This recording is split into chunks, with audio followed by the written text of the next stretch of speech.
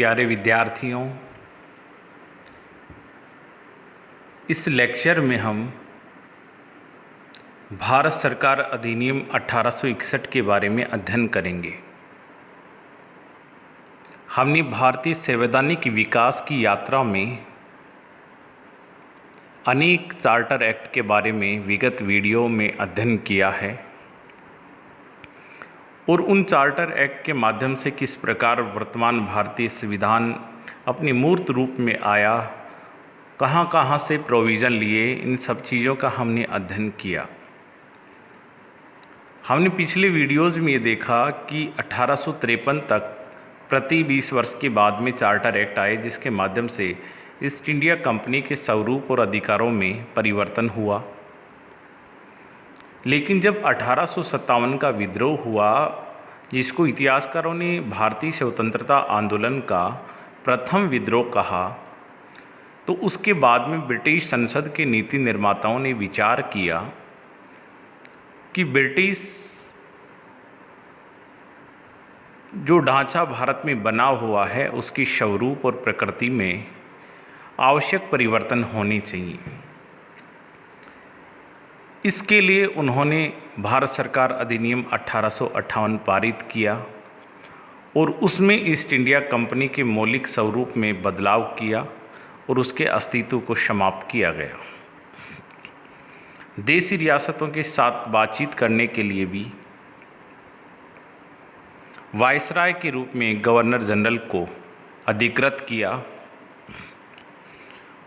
तो 1858 के माध्यम से भारत में ब्रिटिश शासन के स्वरूप में आमूलचूल परिवर्तन किया गया। लेकिन उस अधिनियम की भी कुछ सीमाएं थीं। उन सीमाओं को दूर करने के लिए एक और अधिनियम की आवश्यकता महसूस हुई। इसी का परिणाम था कि मात्र 3 वर्ष के पश्चात ही भारत सरकार अधिनियम 1861 पारित करना पड़ा। अब इसकी हम बैकग्राउंड में चलते हैं कि आखिरकार क्यों आवश्यकता पड़ी मात्र 3 वर्ष के पश्चात ही एक नए एक्ट को बनाने की। तो उसमें पहला रीज़न 1857 की ऐतिहासिक जो विद्रोह था, क्रांति थी, उसका जाता है। ये महसूस हुआ कि भारत की जो जनता है या देशी राज्य हैं, उनके तथा ब्रिटिश सरकार के मध्य कम्युनिकेशन गैप है, एक संचार गैप है। तो उस कम्युनिकेशन गैप को कैसे दूर करें? तो 1853 के एक्ट के माध्यम से केंद्रीय विधान परिषद का निर्माण किया गया। ये हमने अध्ययन किया है। एक 12 सदस्यीय केंद्रीय विधान परिषद बनाई गई। तो ये महसूस हुआ कि विधान परिषदों के अंतर्गत जब तक भारतीयों को शामिल नहीं करेंगे तो ये कम्युनिकेशन गैप बना रहेगा, जिससे असंतोष की ज्वाला और तीव्र होगी। तो ये महसूस हुआ कि भारतीय प्रतिनिधियों को कैसे शामिल किया जाए। तो उनको शामिल करने के लिए एक नए कानून की आवश्यकता हुई। दूसरा जो रीजन है वो विधि निर्माण से संबंधित कुछ त्रुटि संबंधी प्रणाली रही। जैसे प्रांतों के लिए भी कानून बनाने की शक्ति भारत के गवर्नर जनरल एवं वायसराय को सौंपी गई, लेकिन वही कानून प्रभावी होता है जो जिन लोगों पर लागू होना है उनकी प्रकृति के बारे में और उनकी परिस्थितियों के बारे में अच्छी तरह से अवगत हों। लेकिन वायसराय कलकत्ता में बैठकर ग्रामीण भारत के समाजों की कल्चर को सही स्वरूप में समझ नहीं सकता था। इसके लिए पावर्स के डिसेंट्रलाइजेशन की आवश्यकता थी, ताकि एक ग्रामीण क्षेत्र तक की आवाज़ को शासन की विधियों में शामिल किया जा सके। क्योंकि प्रांतीय विधान मंडलों के माध्यम से बना हुआ कोई भी विधेयक तभी कानून बन पाता था जब भारत का गवर्नर जनरल उनको अनुमति प्रदान करे। तो एक तरीके से ये कहा जा सकता है कि उनको जो स्वायत्ता थी वो केवल नाम मात्र की थी, वास्तविक शक्तियाँ गवर्नर जनरल के पास थी। इसलिए धीरे धीरे जो ग्रामीण भारत का जो आंचलिक क्षेत्र है उसमें असंतोष बढ़ रहा था।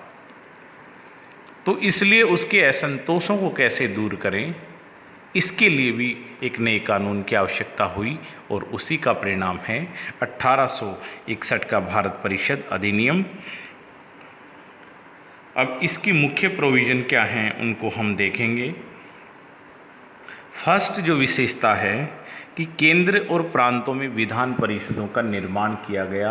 1853 के चार्टर एक्ट में हमने देखा कि केंद्रीय स्तर पर केंद्रीय विधान परिषद 12 सदस्यीय संस्था बनाएगी, वैसी ही आवश्यकता प्रांतों में भी महसूस की गई। तो इस प्रकार केंद्र के साथ साथ प्रांतीय स्तर पर भी विधान परिषदों का निर्माण किया गया। द्वितीय विशेषता, भारत के संवैधानिक विकास में दो महत्वपूर्ण परिवर्तन यहाँ होते हैं। पहला परिवर्तन, जो संस्थाएं विधि निर्माण के लिए उत्तरदायी हैं उन संस्थाओं में पहली बार भारतीय प्रतिनिधियों को शामिल किया गया। तो इस प्रकार हम कह सकते हैं कि ये पहला अधिनियम था जिसमें भारतीय लोगों को कानून बनाने के लिए शामिल किया गया। तो इस प्रकार भारतीय लोगों वाली प्रतिनिधि संस्थाओं के विकास का आरंभ हम 1861 के अधिनियम से देख सकते हैं। गवर्नर जनरल ने 1862 में 3 भारतीय सदस्यों को विधान परिषदों में गैर सरकारी सदस्य के रूप में मनोनीत किया। 3 भारतीयों को विधान परिषदों में गैर सरकारी सदस्य के रूप में नीति निर्माण के लिए शामिल हुआ। ये पहला मौका था, ये भी बड़ा मौलिक परिवर्तन था कि किन्हीं भारतीयों को विधि निर्माण की प्रक्रिया में शामिल किया गया। और ये 3 जो व्यक्ति हैं वो काफ़ी महत्वपूर्ण हैं एग्ज़ाम के पॉइंट ऑफ व्यू से, तो इनको ध्यान में रखना है। पिछले जो असिस्टेंट प्रोफेसर का एग्ज़ाम हुआ इसमें ये क्वेश्चन पूछा भी गया था कि 1861 के अधिनियम के तहत विधान परिषदों में निम्नलिखित में से किन सदस्यों को शामिल किया गया। तो पहला था पटियाला का नरेश, द्वितीय बनारस के राजा और तृतीय ग्वालियर के प्रधानमंत्री सर दिनकर राव। इन 3 लोगों को प्रतिनिधि संस्थाओं में विधि निर्माण के लिए भारतीय प्रतिनिधियों के रूप में शामिल किया गया 1861 के अधिनियम के तहत 1862 में। इनको मनोनीत कौन करता था? Governor general. तत्कालीन भारत के गवर्नर जनरल ने इनको नियुक्त किया। 3 सदस्य कौन थे? पटियाला के नरेश, बनारस का राजा और ग्वालियर के प्रधानमंत्री सर दिनकर राव। दूसरा जो महत्वपूर्ण था वो था प्रांतीय विधानसभाओं को विधि बनाने का अधिकार, अर्थात विकेंद्रीकरण की प्रक्रिया प्रारंभ हुई। हमने देखा कि 1833 और 1853 के चार्टर एक्ट में किस प्रकार शक्तियों का केंद्रीकरण किया जा रहा था, सेंट्रलाइजेशन प्रोसेस थी। बम्बई और मद्रास जैसे प्रेसिडेंशियल जो एरिया थे उनके गवर्नरों के कानून बनाने संबंधी शक्तियों को ख़त्म करके उसको भारत के गवर्नर के अधीन किया गया, ये हमने देखा है पिछले टॉपिक्स में। तो प्रांतीय विधानसभाओं को विधि बनाने का अधिकार इसके तहत दिया। बम्बई मद्रास को पुनः कानून बनाने की शक्ति प्रदान कर दी। यहाँ से धीरे धीरे प्रांतीय विकेंद्रीकरण की शुरुआत होती है और ये अपने अंतिम स्तर को 1919 के भारत सरकार अधिनियम के तहत प्राप्त करती है और उसमें प्रांतीय स्वायत्ता दी गई, प्रांतीय ऑटोनोमस दिया गया। तो जो प्रक्रिया प्रांतों को शक्ति देने की, हस्तांतरित करने की 1861 से प्रारंभ होती है वो 1919 के अधिनियम में जाके पूर्ण आकार लेती है। तो 2 महत्वपूर्ण परिवर्तन हमने देखे इस अधिनियम में। केंद्र और प्रांतों में विधान परिषदों की स्थापना हुई। द्वितीय परिवर्तन, प्रतिनिधि ऐसी संस्थाओं का विकास हुआ जिसमें भारतीय लोगों को शामिल किया गया, 3 सदस्यों को शामिल किया गया। दूसरा, प्रांतीय विधानसभाओं को विधि बनाने के अधिकार प्रदान किए गए। नेक्स्ट जो इसमें था कानून बनाने के लिए वायसराय की कार्यकारी परिषद में न्यूनतम 6 और अधिकतम 12 अतिरिक्त सदस्यों की संख्या तय कर दी गई। हमने 1853 के चार्टर एक्ट में ये देखा कि कानून बनाने के लिए एक 12 सदस्यीय सलाहकारी संस्था का गठन किया गया। उसमें 12 सदस्य थे। इसमें ये किया गया कि न्यूनतम 6 लोग और शामिल कर सकते हैं आप, और अधिकतम 12 लोग एडिशनल के रूप में आप शामिल कर सकते हैं। तो 12 तो वो रहेंगे, इसके अलावा न्यूनतम 6 तो नियुक्त करने थे, अधिकतम 12 कर सकते हैं। और जो ये 12 जो लोग होंगे या जितने भी लोग वो नियुक्त करेंगे, उनमें से आधे गैर सरकारी सदस्य होने चाहिए। जैसा कि 10 यदि वो नियुक्त करते हैं तो 10 के आधे 5, तो 5 लोग गैर सरकारी होने चाहिए। सरकारी मुख्य रूप से ब्रिटिश कर्मचारी और अधिकारी होते थे, गैर सरकारी जो चुनकर आते थे। तो आधे सदस्य गैर सरकारी सदस्य थे और इनका कार्यकाल नियत किया गया, जो 2 वर्ष के लिए नियुक्त किया गया। विधान परिषद जो बनी उसकी शक्तियाँ नाम मात्र की शक्तियाँ थी। तो दूसरा इसमें क्या परिवर्तन हुआ कि वायसराय अपनी कार्यकारी परिषद में न्यूनतम 6 और अधिकतम 12 अतिरिक्त सदस्यों की नियुक्ति कर सकता है, जिनमें आधे सदस्य गैर सरकारी होने चाहिए, जिनका कार्यकाल 2 वर्ष का होगा, और इस विधान परिषद को एक नाम मात्र की शक्ति दी जाती है।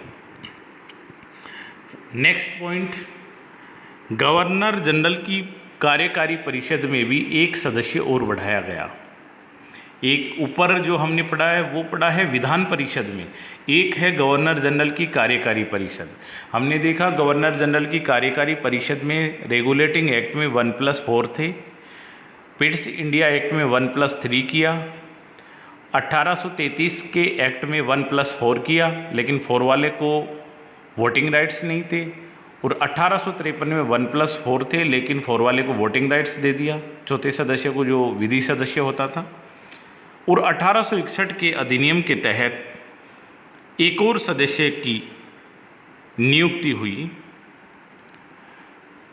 तो इस प्रकार 1+5 वायसराय की कार्यकारिणी की स्ट्रक्चर हुई।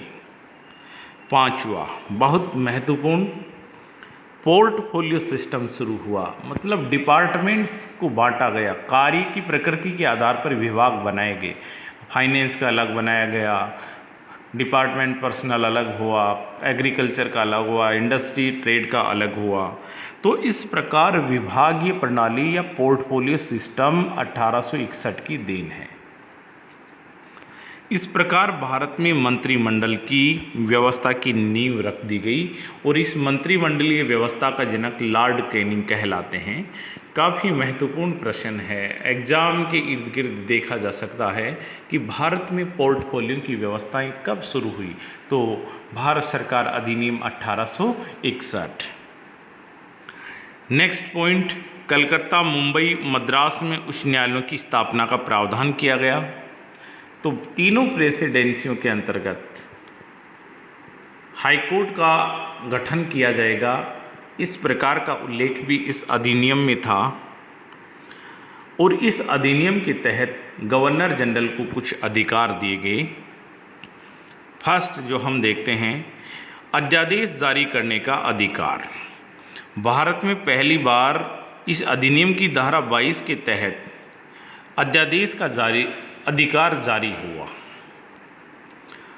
अध्यादेश की अति आवश्यकता का कार्य होने पर, सदन की बैठक नहीं होने पर भी अध्यादेश जारी किया जा सकता है, जिसकी अवधि 6 माह थी। वर्तमान में भी जैसे हम देखते हैं कि एक अध्यादेश अधिकतम 6 माह के लिए जारी रह सकता है। द्वितीय जो पावर दी गई गवर्नर जनरल को, विधेयकों पर वीटो करने की शक्ति अभी भी कायम रखी गई, जिसकी हम पीछे के टॉपिक्स में आलोचना करते हैं कि वायसराय को प्रांतीय तथा केंद्रीय विधान परिषद के जो निर्णय हैं उनको वीटो करने का अधिकार दिया गया। तो इस प्रकार जो परिषदें बनी वो भी नाम मात्र की परिषदें बनी। तीसरा, विधान सभाओं में भारतीयों को मनोनीत करने की शक्ति। भारतीय लोगों को प्रांतीय विधानसभाओं में ये नियुक्त कर सकते थे, केंद्रीय विधानसभाओं में भी नियुक्त कर सकते थे। जैसा हमने देखा कि 1862 के अंतर्गत 3 लोगों को नियुक्त किया जाता है। चौथा, नए प्रांतों की स्थापना तथा सीमाओं में परिवर्तन करने का अधिकार इनको दिया गया। 1853 में पहली बार इंग्लैंड की संसद ने अधिकार कोर्ट ऑफ डायरेक्टर्स को दिया, लेकिन 1858 के भारत सरकार अधिनियम में कोर्ट ऑफ डायरेक्टर जैसी संस्थाओं का वजूद को ख़त्म कर दिया गया। इसलिए नए प्रांतों की स्थापना और सीमा में परिवर्तन संबंधी अधिकार गवर्नर जनरल ऑफ इंडिया के पास आ गए।